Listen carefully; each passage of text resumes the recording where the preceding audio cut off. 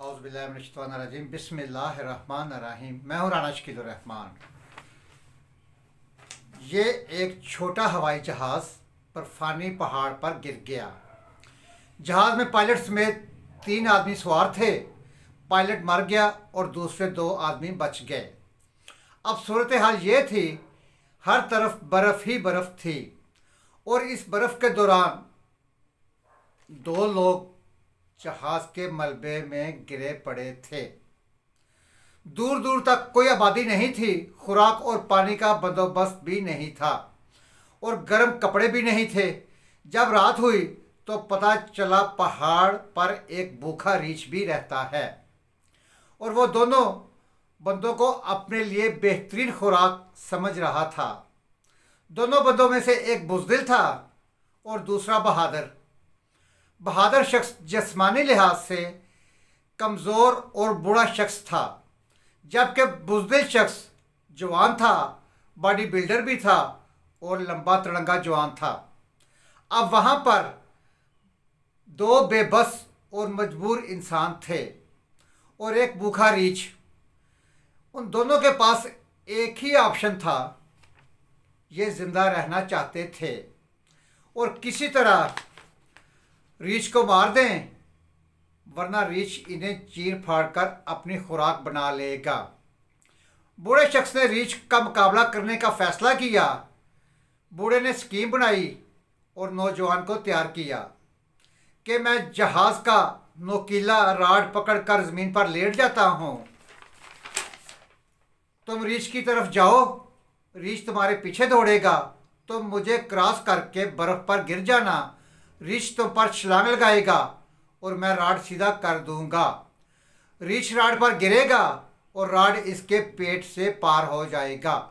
नौजवान बुज़दिल था, इसने रीछ का चारा बनने से इनकार कर दिया। बूढ़े ने स्कीम बदली और कहा, तुम ज़मीन पर लेट जाओ, मैं रीछ को तुम तक लाता हूँ। तुमने बस एक काम करना है कि रीछ जो ही तुम पर छलांग लगाए, तुमने राड सीधा कर देना है और हम इस खतरे से निकल जाएंगे और हमारे खाने का बंदोबस्त भी हो जाएगा। बुज़दिल नौजवान ने इस ऑप्शन से भी घबरा गया, लेकिन वो जानता था कि हमने अगर रीछ को ना मारा तो रीछ हमें अपनी खुराक बना लेगा। चुनाचा वो राज़ी हो गया। बूढ़े ने इसे बर्फ़ पर लिटाया और रीछ की तरफ दौड़ पड़ा। रीछ ने भी इसकी तरफ दौड़ लगा दी।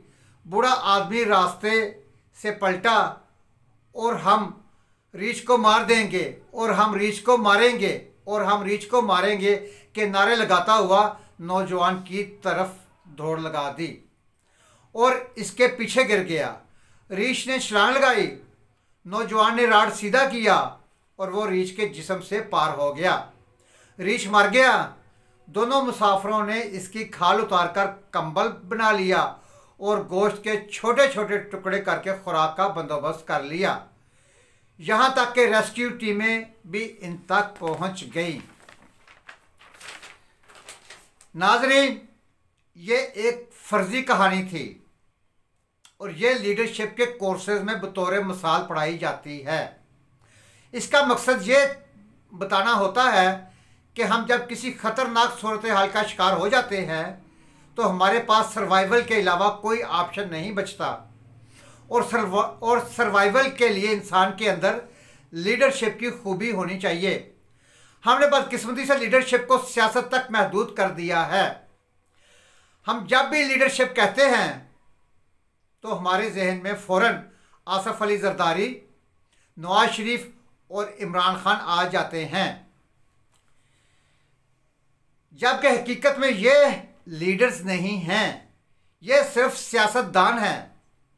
लीडरशिप का असल मतलब खुद और दूसरों को मसाइल और बहरानों से निकालना होता है और यह खूबी कुदरत भी पैदा करती है और हम लोग खुद को भी ट्रेन करके थोड़ी बहुत अपने अंदर उभार लेते हैं। दुनिया में इस वक्त सिर्फ और सिर्फ दो मुल्क हैं जिनमें अवाम को लीडरशिप के लिए बाकायदा तैयार किया जाता है और यह अमेरिका और इसराइल हैं। लिहाजा आप देख लें, अमरीकी और इसराइली दोनों तमाम किस्म के बहरानों और मसाइल से ख़ुद को निकाल लेते हैं। अमरीकियों ने अमेरिका में बैठकर सोवियत अफ़गान वार लड़ी और हम मरते रहे और वो फतेह का जश्न मनाते रहे। अमेरिका ने 9/11 के बाद अफ़गानिस्तान पर अमलन कब्ज़ा कर लिया था। ये वहाँ 20 साल तक बैठा रहा। इसी दौरान अमेरिका के सिर्फ 2400 लोग मारे गए और वो भी ज़्यादातर किराए के सिपाही यानी कि कॉन्ट्रैक्टर थे, जबकि इसके मुकाबले में सिर्फ पाकिस्तान में 70,000 से लेकर 80,000 लोग मारे गए। इराक पर 8 साल अमेरिका का कब्जा रहा, वहाँ सिर्फ 4,500 अमरीकी और एतहादी मारे गए। और अमेरिका ने लीबिया में कर्नल कज़ाफ़ी का 34 साल इक़्तिदार ख़त्म किया, लेकिन वहाँ एक भी अमरीकी फ़ौजी या शहरी नहीं मारा गया। ये क्या है? ये अमेरिकन फ़िलासफ़ी ऑफ वार है, यानी आप सिर्फ राड के ज़रिए रीछ मार दें। इसराइली भी अपने शहरियों को, बिलखसूस बच्चों को लीडरशिप की ट्रेनिंग देते हैं। चनाचा 22 मुसलमान मुल्कों के दरमियान एक छोटा सा मुल्क होने के बावजूद, जिसकी आबादी महज 94 लाख और रकबा 22,000 मरबा किलोमीटर है, 74 सालों से सरवाइव कर रहा है। पूरी मुस्लिम उम्मा मिलकर भी इसका बाल तक बका नहीं कर सकी।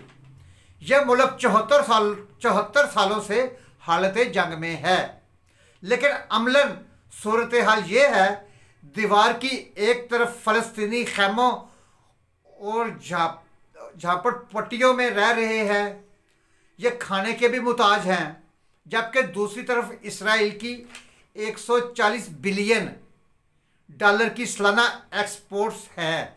फ़ीकस आमदनी $34,000 है।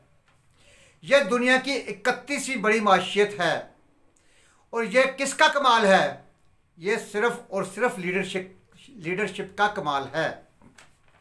हम हमेशा रियासत मदीना की मिसाल देते हैं, लेकिन सवाल यह है, रियासत मदीना थी क्या? क्या हमने कभी सोचा? वो बुनियादी तौर पर इस दौर में लीडरशिप का दुनिया का सबसे बड़ा क्लब था। रसूल अल्लाह सल्लल्लाहु अलैहि वसल्लम ने अरबों के बद्दू, चरवाहों, ताजरों और नस्ली गुलामों में लीडरशिप की खूबी पैदा कर दी। लिहाजा आप सल्लल्लाहु अलैहि वसल्लम के वसाल के 10 बरस तक मुसलमान आधी दुनिया पर हुक्मरान थे। यह मॉडल अब अमेरिका और इसराइल में कॉपी किया जा रहा है। यह दोनों मुल्क हर शोबे में लीडर्स पैदा कर रहे हैं। नाजरीन, दूसरी हकीकत हम हैं।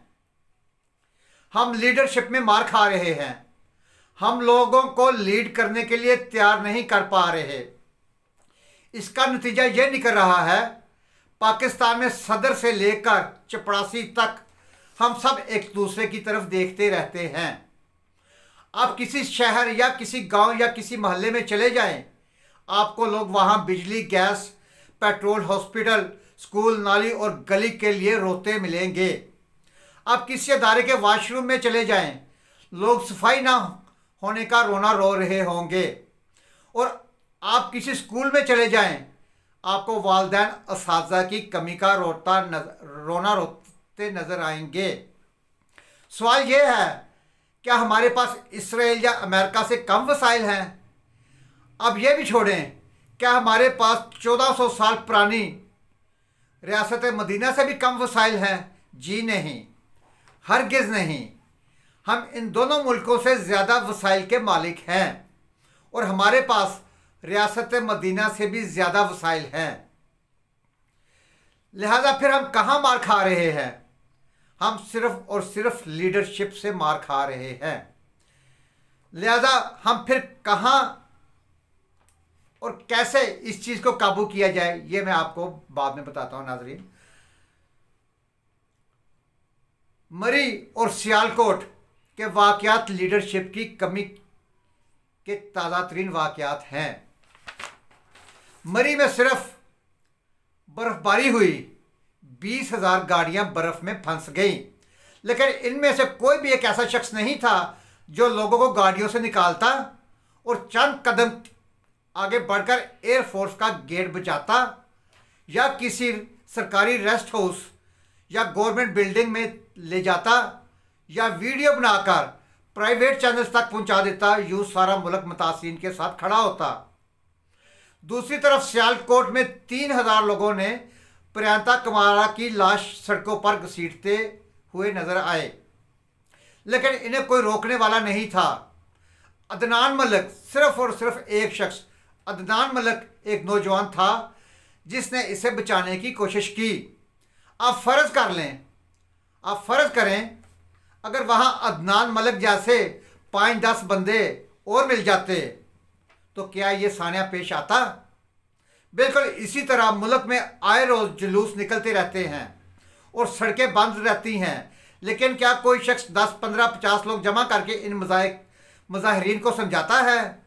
क्या कोई आगे बढ़कर अपनी मदद आपके तहत कोई गली, कोई नाली बनाता है, या कोई वाशरूम्स साफ करता है, या किसी हॉस्पिटल या स्कूल के लिए किसी सरकारी एहलकार से मदद मांगता है, या खुद जाकर बच्चों को पढ़ाना शुरू कर देता है? जी नहीं, हम बहैसियत कौम फरियादी हैं। जी हाँ, हम फरियादी हैं। हम में लीड करके बहरानों को मुकाबले की अहलियत नहीं, लिहाजा हम ऊपर से लेकर नीचे तक मार खा रहे हैं। दुनिया में इस वक्त 250 मुल्क हैं। इनमें से एक भी मुल्क पैसे से नहीं बना, ये सब लीडरशिप ने बनाए हैं। और दुनिया का कोई भी मुल्क पैसे या वसाइल से नहीं चल रहा, इन्हें लीडरशिप चला रही है। जी हाँ, सिर्फ और सिर्फ लीडरशिप चला रही है। जबकि हमारे लीडर्स भी लीडरशिप की बुनियादी सलाहियतों से मरहूम हैं। ये भी खलाई मखलूक की मदद के बगैर इलेक्शन तक नहीं लड़ सकते। लिहाजा आप खुद फैसला कर लें, ये मुल्क फिर कैसे चलेगा। मेरी हुकूमत से अपील है, आप तमाम स्कूलों में, गवर्नमेंट के स्कूल हों या प्राइवेट्स, प्राइमरी से लेकर 10वीं जमात तक लीडरशिप के कोर्सेज लाजमी शुरू करवा दें। जिस तरह के इंग्लिश लाजमी है, इस्लामियात लाजमी है, और 2-4 सब्जेक्ट जो लाजमी हैं, लीडरशिप के कोर्सेज भी लाजमी करार दिए जाएं।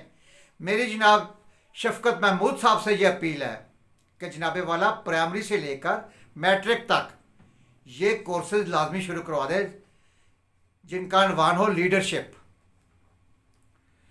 ताकि लोग कम से कम सर्वाइवल की जंग को तो समझ जाएं, ये बर्फबारी से ही बच जाएं, वरना हम मजदूरों की दुनिया की सबसे बड़ी कौम बन जाएंगे।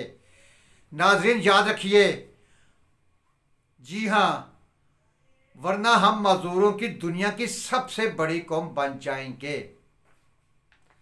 नाज़रीन इस प्रोग्राम के साथ इजाज़त दीजिए।